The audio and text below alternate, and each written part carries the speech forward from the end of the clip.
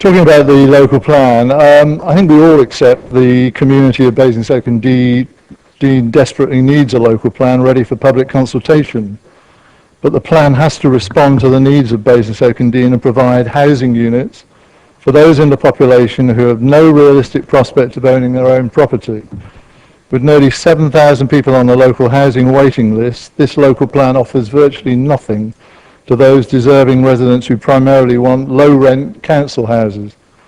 I know the prospect of using council houses as an element within our housing build is anathema to some, and even referring to council housing gives rise to prejudice, but council housing is what we should be building. At least 7 years has been wasted on the preparation of the plan, driving some to the verge of a nervous breakdown. I had hoped that we would now work together to deal with this major public asset, Manidown, which will influence the shape of the remaining plan. Despite being hauled before the High Court and found to have acted unlawfully, this administration continues to argue against a realistic capacity figure for this site. The same games continue to be played by members of the Cabinet. I have to agree with Councillor Harvey when I say I see the sense of the local Tories Macbeth behind the current manoeuvring of some members of this Council's Cabinet. Amazingly, on the eve of this discussion of the local plan, we have the County Council agreeing to pay its share of £4 million towards the purchase price of the Manidown land so that it can share in its promotion and profit. But despite this, we have one of its Cabinet members continuing to argue against its development. Presumably, the Cabinet at county level doesn't understand collective responsibility any more than this one here, except when it comes to councillors still. That is, who wasn't allowed to stay outside of the tent as others now are. The real tragedy of all of this is that a project so well intended dating back to the mid-90s was allowed to become so corrupted. Having persuaded, and there are other words I could use, Basingstoke Council tenants into transferring to housing associations on the threat of massive rent increases, which was never going to happen, by the way, the purchase of the Manidown land from the sale of those council houses was intended to provide high-quality social housing in the future to meet the needs of the local population. For political gain and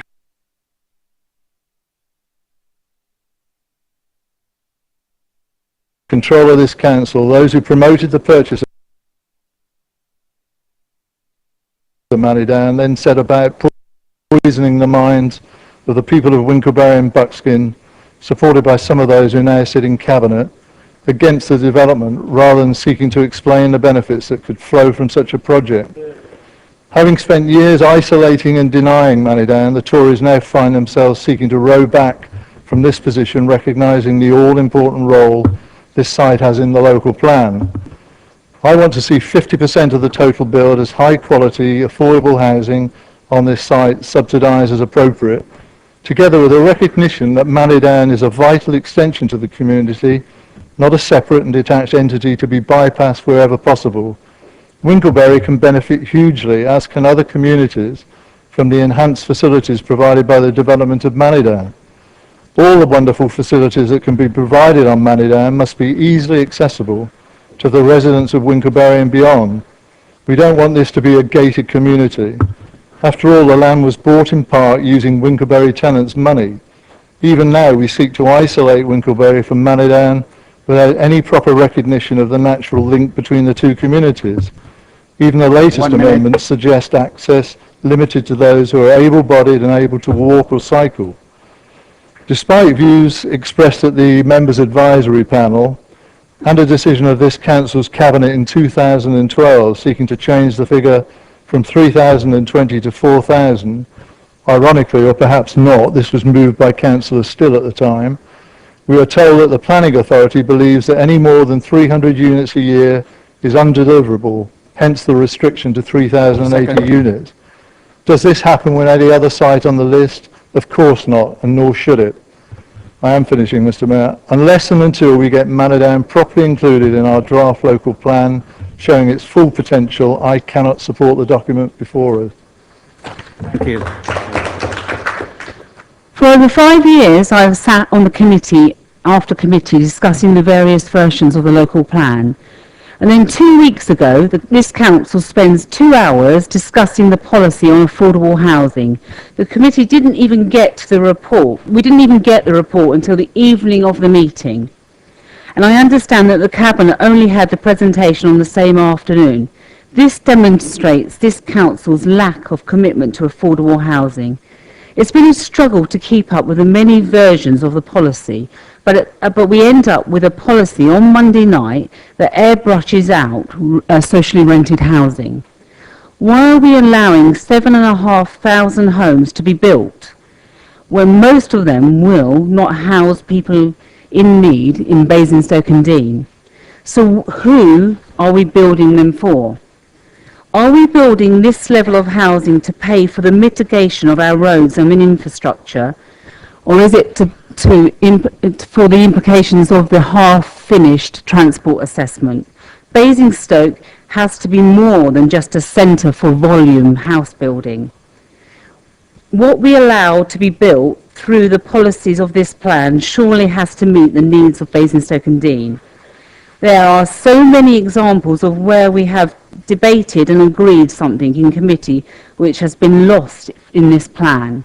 For example, we said in planning and infrastructure and in housing and environment that we wanted the biodiversity offsetting policy removed and from the green infrastructure plan that informs this local plan. Well, it's still in there. Another example is the green open space standard. Everyone agreed they wanted the minimum standard removed. If you go out for any negotiations stating your fallback position, you are compromised from the start. And this is why a 50% target on affordable housing should be our starting point. We should be committed to when possible finding ways to help our RSL partners and developers meet that target. We need to do better with this local plan. You are asking us to support a local plan that last week had the words socially rented housing in it, and this week they've been removed. I'd just like to thank the Deputy Leader of the Council who sent me an email this morning asking me to support his amendment. I understand he also spent lots of other people within my Labour group the email and gave us the reasons why he wanted us to support his amendment. I was quite amazed really that the Leader of the Council actually sends that out, particularly in what was said by the Cabinet Member, Councillor Rafael, at the meeting about the need for us to not be thinking solely about our own sites. And I'm glad that he's reassured us tonight that he's not politically playing political games, because that would be awful if he was doing that. And, you know, that's what this was about, that he actually used this process to play political games.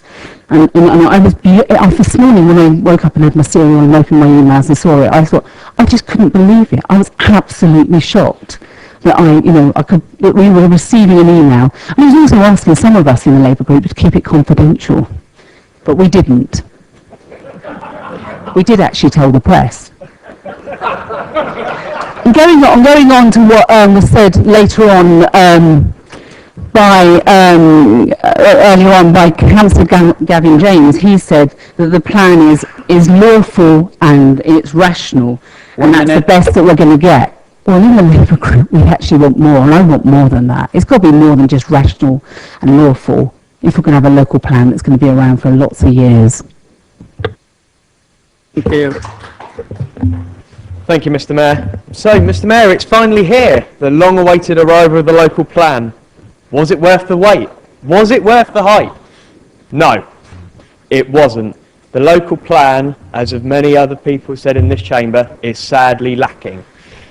What I find most intriguing about the local plan, Mr. Mayor, is the rushed end, the very forceful rushed end with the producer providing the script rewrites on Sunday. And really, that isn't enough time for councillors to really scrutinise the elements that are coming through.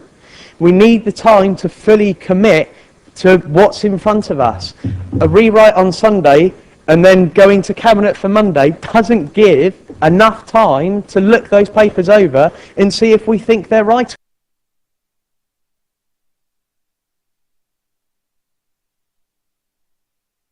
or not.